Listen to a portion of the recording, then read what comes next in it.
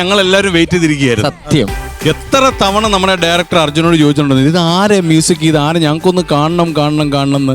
ഒരുപാട് സന്തോഷം അശ്വതി. എനിക്ക് ഒരുപാട് സന്തോഷം. ഇങ്ങനെ ഒരു വേദിയിൽ ഞാൻ ആദ്യമായിട്ടാണ്. അപ്പോൾ എന്നെ ഇങ്ങോട്ട് വിളിച്ചതിൽ അർജുൻ ചേട്ടനോട് പ്രത്യേകം താങ്ക്സ് പറയുന്നു.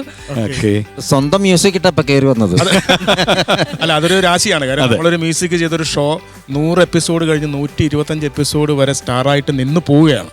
അത് എനിക്ക് തോന്നുന്നു ആ മ്യൂസിക്കിന്റെ ഒരു ഐശ്വര്യമുണ്ട്. തീർച്ചയായും. അശ്വതി എവിടെയാണ് സ്ഥലം?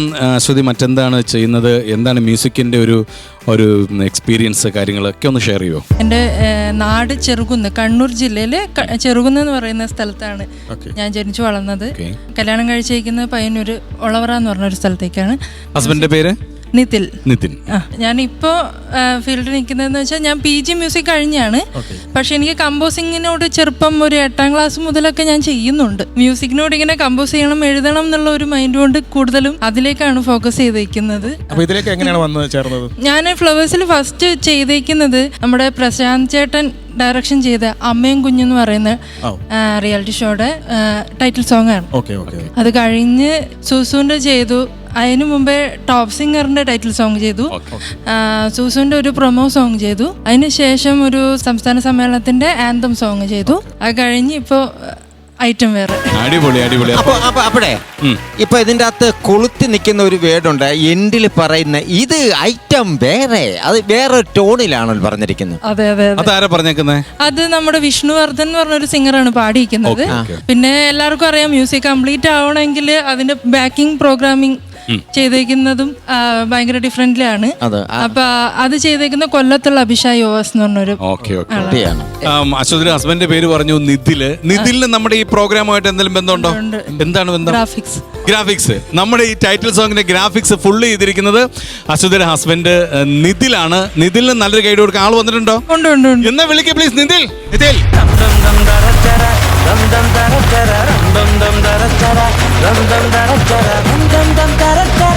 നിങ്ങൾ ഇങ്ങനെ ഒരു ഫാമിലി പരിപാടി ഇതിന് ബാക്കിലുണ്ടെന്ന് നമുക്ക് അറിഞ്ഞുകൂടായിരുന്നു കേട്ടോ. പെട്ടെന്നാണ് എന്നിപ്പോ കയറാൻ വേണ്ടി പറഞ്ഞത്, ഞാൻ പ്രതീക്ഷിച്ചില്ല.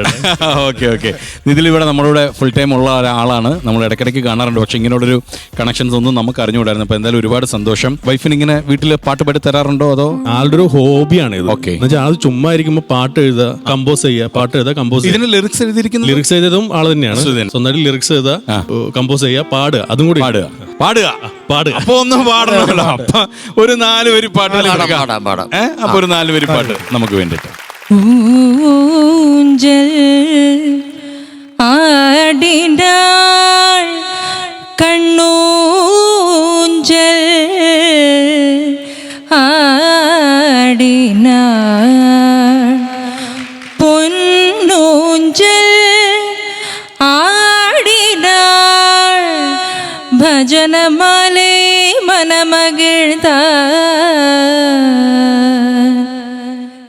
ചെന്താർമിഴി പൂന്തേൻ മൊഴി കണ്ണീനു കണ്ണാം എൻ കൺമണി ചെന്താർമിഴി പൂന്തേൻ മൊഴി കണ്ണീനു കണ്ണാം എൻ കൺമണി കണ്ണൂഞ്ചലാടും മങ്കൈമണി നീ മാർഗഴി തിങ്കളിൻ മധുമലർമടിത്തട്ടിലെ പൊന്മാനോ പാൽ കനവോ.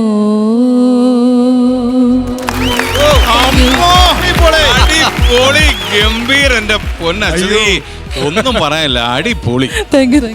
ഡയറക്ടർ റിക്വസ്റ്റ് ചെയ്യാണ്, ഈ 100ാമത്തെ എപ്പിസോഡിൽ അശ്വതിയുടെ ഒരു സ്പെഷ്യൽ പെർഫോമൻസ് വേണം. അത് ഞങ്ങൾ പറഞ്ഞിരിക്കുന്നു. ഡയറക്ടർ ഇനി ഒന്നും പറയാൻ പാടില്ല. 200ാമത്തെ എപ്പിസോഡിൽ അശ്വതിയുടെ ഗംഭീര ഒരു പെർഫോമൻസ്, ഹസ്ബൻഡിന്റെ ഒരു സ്കിറ്റും.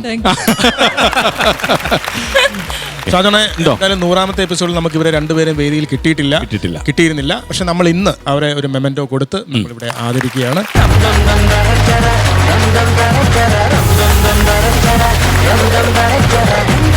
അശ്വതി, എല്ലാവിധ ആശംസകളും. ഇനി ഒരുപാട് പ്രോഗ്രാംസിനും സിനിമയിലും ഒക്കെ അശ്വതിയുടെ സംഗീതം ഞങ്ങൾക്ക് കേൾക്കാൻ പറ്റട്ടെ. ഓൾ ദി വെരി ബെസ്റ്റ് കേട്ടോ. God bless you.